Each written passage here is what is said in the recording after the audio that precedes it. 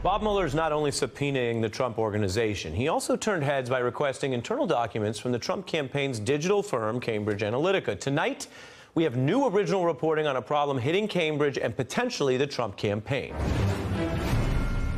This breaking news is a new undercover sting video that actually exposes top leaders for Cambridge, people who advised the Trump campaign and who spoke to the House Russia probe, admitting to their approach to dirty tricks and getting lies and misinformation to go viral. Now, the video you're about to see is fairly politically shocking. It was obtained undercover by our partner, ITN Channel 4 News in the UK. And in the rare irony of a dirty trickster talking about using video to catch people, here is that Trump advisor Nix caught on video talking about how to use video to catch other people. What we want to know is what is the expertise of the deep digging that you can do to make sure that the people know the true identity and secrets of these people. We do a lot more than that.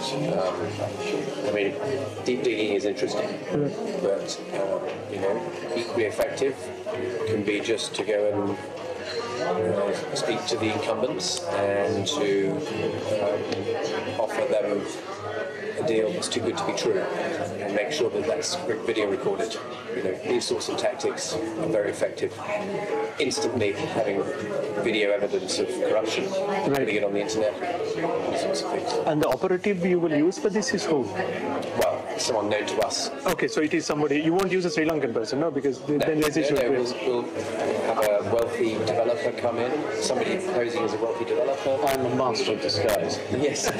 They will offer a large amount of money to the candidate to finance his campaign in exchange for land, for instance. We'll have the whole thing recorded on cameras. We'll blank out the face of our guy and we'll have posted on the internet. So it'll on the Facebook or YouTube or something like this. It can be. We'll send some girls around to the candidate's house. We have lots of history of things. For example, you're saying when you're using the girls to introduce to the local fellow, and you're using the girls for this seduction, they're not local girls, not Sri Lankan girls. I wouldn't have thought so. They bring some. I mean, that was just an idea. I would say. We could bring some Ukrainians in on holiday with us. Right. You know what I'm saying? Yes. They are very beautiful Ukrainian girls. They are very beautiful. Yes. I find that works very well. You hear that Trump consultant there saying everything recorded on camera and that it works very well. Keep that in mind as I read you his denial, which insists they don't use entrapment, bribes, or so-called honey traps for any purpose, and they don't use untrue material. These reports are causing an immediate firestorm. Facebook saying Cambridge did basically not use the platform effectively, that it was inappropriately sharing information, and now they're suspended from there. Also, members of our own Congress calling now on Google, Facebook, and Twitter to come back and deal with all of this. And that's not all. More undercover video, which I'm about to show you, has Cambridge touting an approach to their digital campaigning that echoes some of the boasts we've heard from Trump allies, that facts don't have to matter and it's more effective to use alternative facts. Two fundamental human drivers when it comes to taking information on board effectively are hopes and fears, and many of those are unspoken and even unconscious. You didn't know that was a fear until you saw something that just evoked that reaction from you. Right. And our job is to drop the bucket further down the well than anybody else, to understand what are those really deep-seated underlying fears, concerns. There's no good fighting an election campaign on the facts, because actually it's all about emotion. Cambridge was paid over $6 million as a digital consultant for Trump. Leaked emails show they also discussed contacting WikiLeaks with Trump mega donor Rebecca Mercer.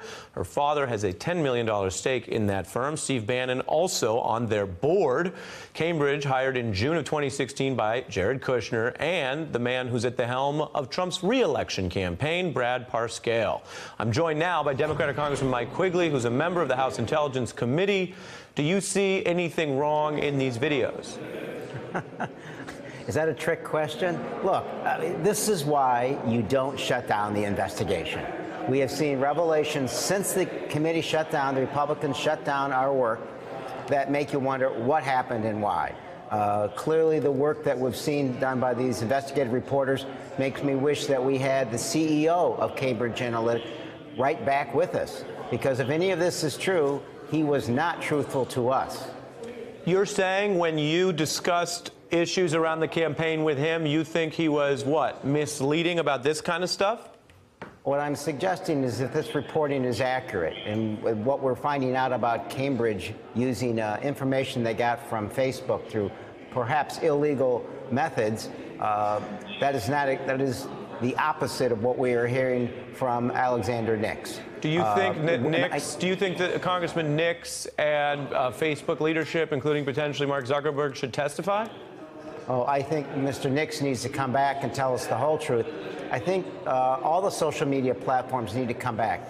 The public is well aware of the Russian government's weaponization of social media. There's a lot more work they have to inform us on. But we need to ask Facebook, for example, how did this happen where this Russian-connected research person was able to get all this information? Why didn't they tell us? How was he able to obtain the information of millions of Americans? And how did the Trump campaign use this weaponization to help sway the election? Congressman Mike Quigley, I was told you have what they call a heart out in this business, which means you're off to work more. So thank you for joining me here on The Beat. I turn to Ann Gearon, White House correspondent for The Washington Post, who has had a close eye on many of these stories. I want to play for you Alexander Nix responding to the last time he was in hot water, which was, again, all their foreign dealings with the Trump campaign and their outreach to WikiLeaks. I asked my office to reach out to, actually it was a speaking agency that represents Julian Assange, and to ask if he might share that information with us. And we received a message back from them that he didn't want to or wasn't able to, and that was the end of the matter. A lot of intrigue here. Do you think this should matter to Americans? Well, absolutely. I mean, in that undercover video, it runs the gamut of political intrigue, right? You have honeypots, girls being sent to candidates' homes, bribery, and slander on the internet. I mean, this was not an election involving Americans, but if the same tactics were in any way applied, if the same theory of how to disrupt an election was in any way applied to the American election, people should be concerned, and that should be a subject of investigation. And there is a sort of a whistleblower speaking out who's talked some about this. Christopher Wiley was talking about the role of Steve Bannon here. What did Steve Bannon want? Steve wanted weapons for his culture war. We offered him a way to accomplish what he wanted to do, which was change the culture of America.